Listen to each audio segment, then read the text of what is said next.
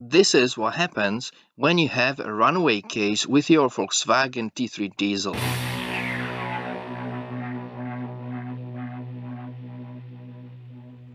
Unlike the petrol versions, which were equipped with flat-4 engines, the diesel T3 has a 1.6-liter inline 4-cylinder originally used in Volkswagen Golf, Passat and some others.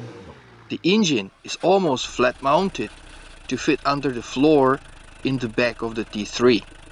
That's why it is prone to an oil leak into the air intake from the camshaft cover in case of the hard right turn or, as in my case, a wheel lift.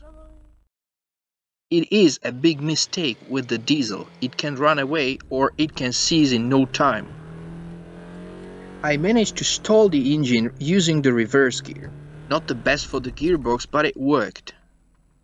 Immediate check had shown no damage. The engine worked okay afterwards. Unfortunately, that wasn't true that much.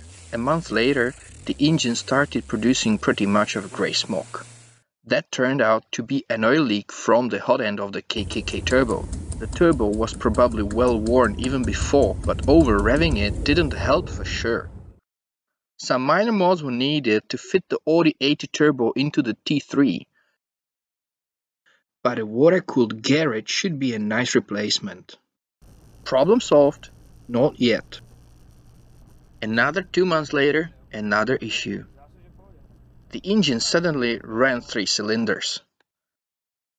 At first look, I found the crushed lifters with a lot of cracks. One of them seized and valve shims loose. Deeper look into the engine. An inlet valve broke off and fell into the cylinder. So we have all lifters gone, one valve gone, pistons survived just by accident. Cylinder head exchange was inevitable.